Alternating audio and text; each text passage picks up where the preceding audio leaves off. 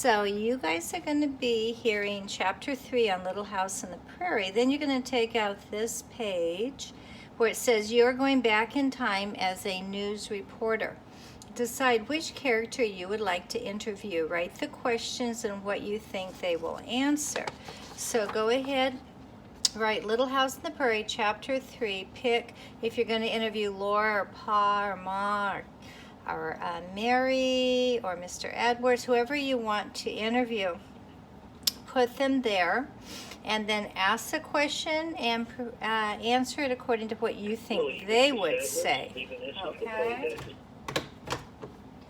And then that would be 1, 2, 4 questions and responses, okay?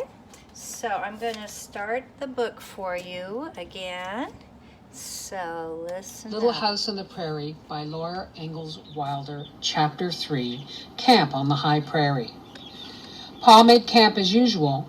First he unhitched and unharnessed Pet and Patty, and then he put them on their picket lines. Picket lines were long ropes fastened to iron pegs driven into the ground. The pegs were called picket pins. When the horses were on picket lines, they could eat all the grass that the long ropes would let them reach. But when Pet and Patty were put on them, the first thing they did was lie down and roll back and forth over and over.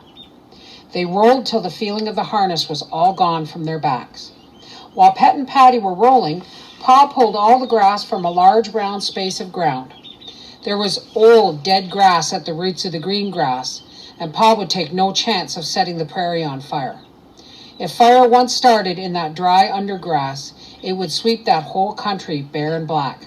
Pa said, "Best be on the safe side. It saves trouble in the end." When the space was clear of grass, Pa laid a handful of dry grass in its center. From the creek bottoms, he brought an armload of twigs and dead wood.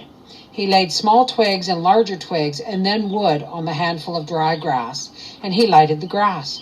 The fire crackled merrily inside the ring of bare ground that it couldn't get out of.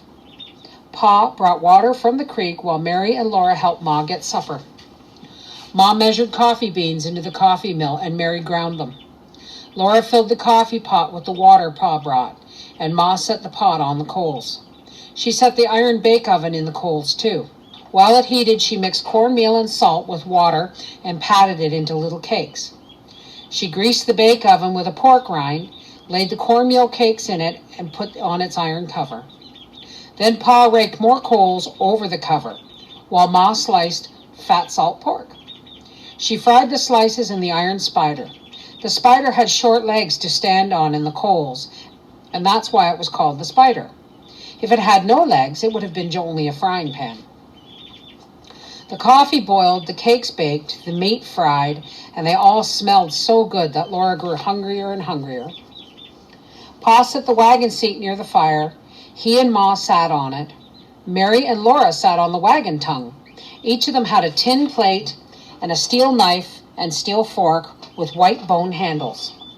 Ma had a tin cup, Pa had a tin cup, and baby Carrie had a little one all her own. But Mary and Laura had to share their tin cup. They drank water. They could not drink coffee until they grew up. While they were eating supper, the purple shadows closed around the campfire. The vast prairie was dark and still. Only the wind moved stealthily through the grass, and the large low stars hung glittering from the great sky. The campfire was cozy in the big chilly darkness. The slices of pork were crisp and fat. The corn cakes were good. In the dark beyond the wagon, Pet and Patty were eating too. They bit off bites of grass with sharply crunching sounds. "We'll camp here a day or two," Pa said. "Maybe we'll stay here.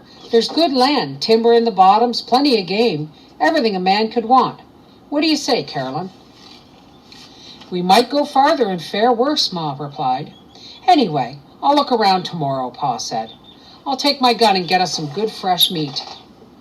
He lighted his pipe with a hot coal and stretched his legs out comfortably. The warm brown tobacco smell smoke mixed with the warmth of the fire. Mary yawned and slid off the wagon tongue to sit on the grass. Laura yawned too.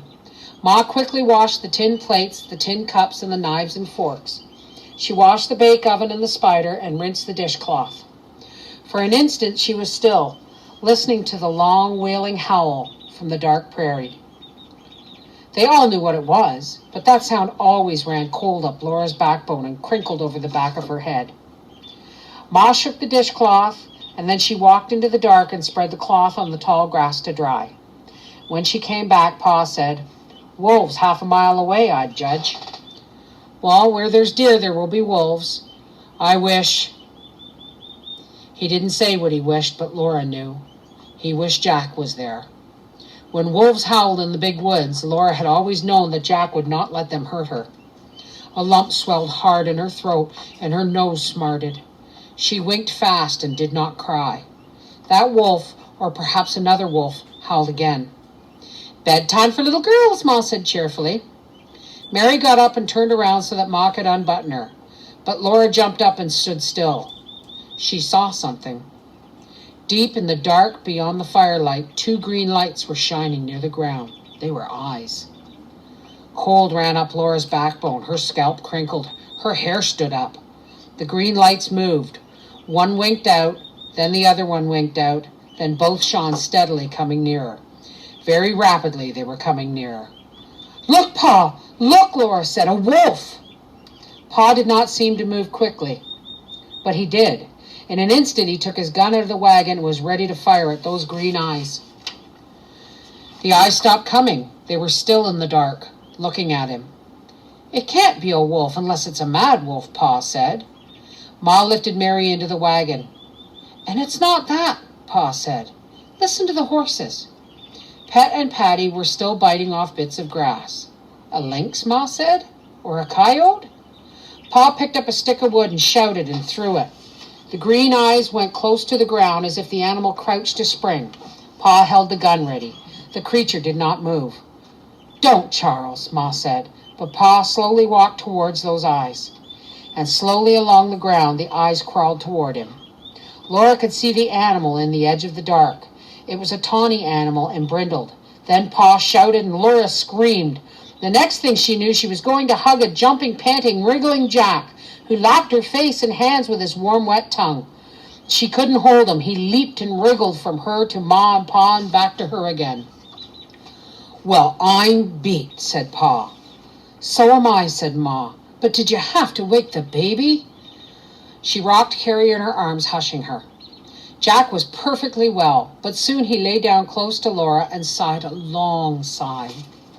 His eyes were red with tiredness, and all the under part of him was caked with mud. Ma gave him a cornmeal cake, and he licked it and wagged politely, but he could not eat. He was just too tired. No telling how long he kept swimming, Pa said, nor how far he was carried downstream before he landed, and when at last he reached them, Laura called him a wolf, and Pa threatened to shoot him. But Jack knew they didn't mean it. Laura asked him, "You knew we didn't mean it, didn't you, Jack?"